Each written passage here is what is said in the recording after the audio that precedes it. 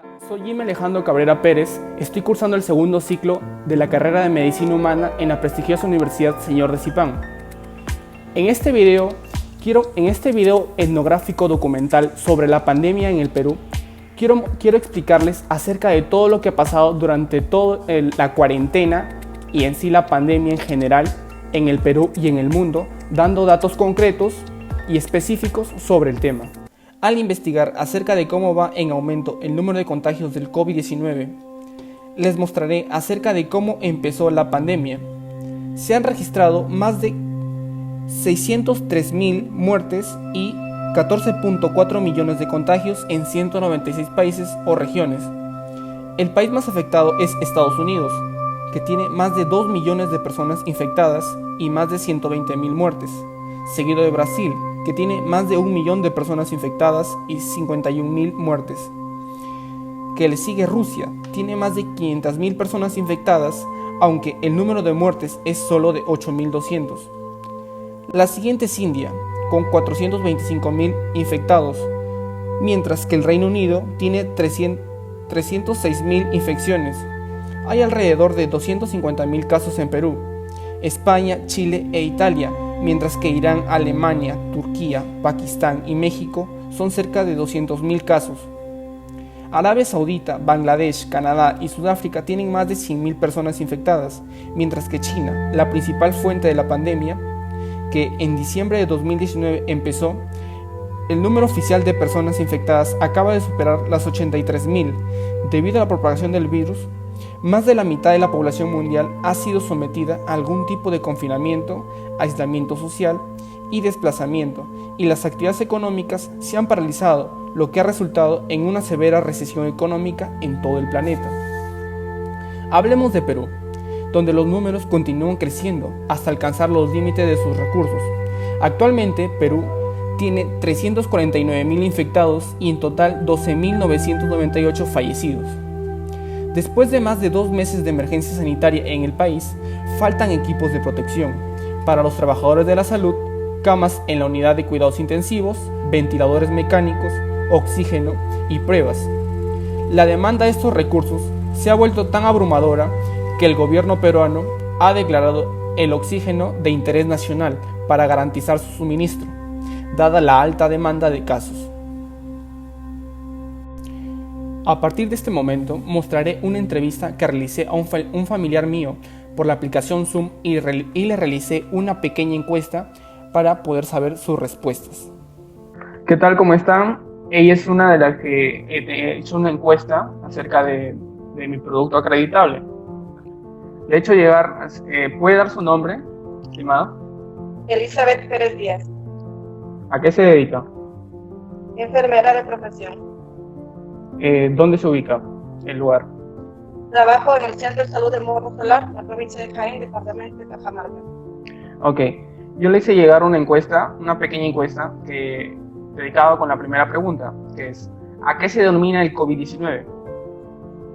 Es una enfermedad causada por el coronavirus. Ok, ¿y algo más? Y bueno, que es una enfermedad que últimamente ha causado muchas muertes a nivel mundial, nacional y local. Ok. Pregunta 2. ¿Cuál es su origen e influencia del COVID-19 y en qué medio de comunicación escuchaste acerca del tema? Los primeros casos que se identificaron del coronavirus fueron en Wuhan, China, en diciembre de 2019. El impacto pues ha sido devastador, tanto como en China, que fue los inicios de los casos, fueron múltiples muertes, igual aquí en nuestro país, Perú, también estamos teniendo el estrago de la pandemia del coronavirus. Así es. Bueno. Ok. Ya. Pregunta 3. ¿Cuándo y cómo se presentan los primeros casos del COVID-19 en el Perú, en la región y en tu distrito? Bueno, en el Perú, nuestro primer caso fue por una persona que había viajado al extranjero, específicamente Europa. Se dio el 6 de marzo. En nuestro departamento, Cajamarca, nuestro primer caso fue el 20 de marzo. Y en Jaén, específicamente Jaén, provincia y distrito, que es en donde yo vivo, el primer caso fue el 27 de marzo. Okay. Y ahora han ido aumentando a medida de los pasos de los días. Ahora tenemos ya muchos más casos y muertes también. El primer caso en sí se dio en Lima. Era un aviador el que se contagió por estar en España y en las Malvinas. Así es, de Europa. En Europa. Bueno, pregunta 4. ¿Qué medidas de prevención se deben tomar en el hogar y en nuestra sociedad para combatir esta pandemia? Bueno, empezando en el hogar, la medida más importante que se tiene que realizar es el lavado de manos. El lavado de manos tiene que ser antes y después de cada actividad. No se debe evitar tocarse el rostro, los ojos, ya que el contagio es por medio de los ojos también por medio de la boca. La sociedad tiene que respetar el distanciamiento social, de 1 metro. el uso de la mascarilla, el uso del protector facial, que ahora ya tiene que ser obligatorio, ya que se conoce que el coronavirus también se contagia por medio de los ojos. Y la mascarilla solamente cubre nariz y boca. Evitar las reuniones familiares, para esa forma evitamos el contagio. En sí serían los acercamientos, que ya sean fiestas, reuniones. Eso, las reuniones familiares, culturales, sociales, no se tiene que realizar porque de esa forma se facilita el contagio del coronavirus.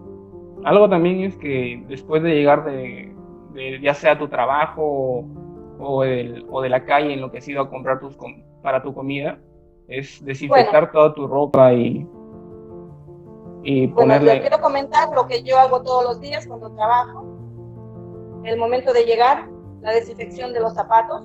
Los zapatos se quedan en un espacio que sea adecuado en mi vivienda, a la entrada de la casa donde hay lejía, alcohol.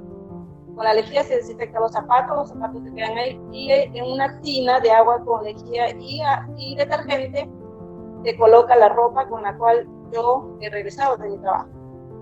Y directamente a la ducha y realizar la higiene personal y posteriormente la higiene del baño que se ha utilizado, para evitar de que de repente algún virus se haya impregnado en las paredes o se esté contaminando el baño. También se lava con lejía y detergente los baños, después de la higiene en este caso yo como personal de salud. Ok. La siguiente es, ¿cómo podrías comparar las estadísticas de la pandemia con el Perú, con el mundo? Ya sea, el Perú con el mundo entero. Al comienzo, cuando empezó la pandemia, teníamos las esperanzas de que se podía manejar los casos del coronavirus en nuestro país. Teníamos muchas esperanzas de nuestro sistema de salud, pero ya vemos que esto es una gran mentira. El sistema colapsó. Ahora desgraciadamente, estamos ocupando uno de los primeros puestos en muertes por el COVID. Exactamente, estamos en el tercero. Estamos entre los 5 entre los 5 más altos. Peores, en este caso son los peores, porque este lugar no debería alegrarnos, es para avergonzarnos, porque se está muriendo la gente. Entonces esto no es... Pregunta 6. Ya. Pregunta 6. Okay. ¿Cuáles son las fases epidemiológicas del COVID-19? Las fases son 4, de 1 a 7 días, que es la fase de infección. En esta fase el paciente es asintomático, pero sí contagia. La segunda fase es de 7 a 14 días. En estos días el paciente está enfermo, puede ser sintomático, pero contagia. De 14 a 21 días declina la infección, pero el paciente sigue contagiado. De 21 a 28 días es la etapa de convalecencia y el paciente sigue contagiado. Como podemos darse cuenta, que el paciente durante el mes que inició los síntomas sigue contagiando. O sea, no es solamente que terminan los síntomas y el paciente se tiene que descuidar y no utilizar la mascarilla, sino que tiene que utilizarlo hasta el mes para evitar contagiar a las personas que viven en su alrededor o de repente él acude a los mercados por necesidad o obligación para su alimentación. Por lo tanto, sí o sí debe utilizar la mascarilla para evitar contagiar. ¿Y qué puede comentar de que se dice de que los pacientes que ya han sido curados tienen una cierta probabilidad de volver a contagiarse y a la vez seguir contagiando a otras personas? Por supuesto, no existen estudios científicos que nos aseguren que una vez que le da la enfermedad tenga inmunidad. Algunos estudios dicen que nos da la inmunidad por un mes la persona infectada, otros por 3 meses, y hay estudios que desgraciadamente no nos dan ninguna esperanza. El paciente puede enfermar 2 o 3 veces, cualquier vez que sea expuesto el paciente se puede enfermar. Está todavía en hipótesis en sí, porque aún no se ha encontrado a una persona que se haya vuelto a contagiar. Exacto. Bueno, siguiente pregunta. ¿Cuál crees que será el impacto económico en el Perú sobre la pandemia? Ya tenemos el impacto. A nivel local podemos ver que muchas tiendas han quebrado, mercados que han disminuido el número de puestos. Esas personas que han sido, como se dice, aislados de ahí del mercado, pues ya no tienen trabajo, muchas empresas se han cerrado, por lo tanto los trabajadores se han quedado sin trabajo. También tenemos el impacto minero, que también ha disminuido, ya que con la cuarentena se prohibió el trabajo de las ganaderías, la agricultura, el transporte, los restaurantes que ya no tienen la libertad por el motivo del COVID, ahora pues seguramente tienen el permiso de libre, que no es igual en que atiendan a las personas y al público, ¿no? Es una alternativa para poder que no les afecte a los restaurantes. Así es, pero igual también tenemos el sistema de hotelero, que también están siendo afectados, ¿no?, por esta pandemia. Que hasta el día de hoy me parece de que no se ha reactivado todavía el sistema hotelero. Por supuesto, así es. Solamente tienen algunas personas que están en cuarentena o pero que son subvencionadas por las municipalidades, más no tienen una actividad económica como antes, ¿no? O sea, el Estado o la misma municipalidad son los que les pagan por tener a pacientes. Algunos hoteles, no son todos, y pues en menor cantidad que anteriormente con el turismo, que tenían mucho más ingresos. Claro. Bueno, penúltima pregunta. ¿Qué medidas de contención adoptó tu municipalidad sobre el contagio? El cierre de fronteras, hubo prohibición del ingreso y salida de la gente de nuestra ciudad. Solamente había ingreso de los alimentos que venían de la costa o de la sierra, que de esa forma no desabastecían los mercados y por ende los alimentos estuvieron abastecidos para todas las familias. También hubo el cierre de las instituciones que habían casos positivos, se cerraba la atención para evitar la propagación del virus. También la desinfección de los supermercados, de los mercados de abasto, para poder evitar la propagación también de la enfermedad. Okay. Me dieron una opinión hace un momento acerca de lo que se hizo en la municipalidad. Me dijo el anterior encuestado de que se hizo de que las personas no salgan de su casa antes de que haya ya contagiados acá. Se hizo, por ejemplo, se adelantaron a que haga una cuarentena, y cuando ya había un aumento de personas contagiadas, se dejó la cuarentena. ¿Qué opinas al respecto? En Jaén no se ha dado eso. La cuarentena se empezó desde que lo decretó el presidente de la República. O sea, en Jaén el alcalde nunca se adelantó a nada. Él simplemente acató las órdenes, las directivas que anunció el presidente de la República. Ok. ¿Cuál es la importancia de cumplir con las normas sanitarias y sociales para hacer frente al COVID-19? Importantísimo. Si aplicamos las medidas preventivas, vamos a evitar el contagio y por lo tanto evitar propagar la enfermedad. ¿Y cuáles serían esas medidas? Ya lo dije anteriormente, la más importante es el lavado de manos, no el uso de guantes, sino el lavado de manos con abundante agua y jabón. el uso de la mascarilla, el protector facial, evitar las reuniones familiares, sociales, culturales.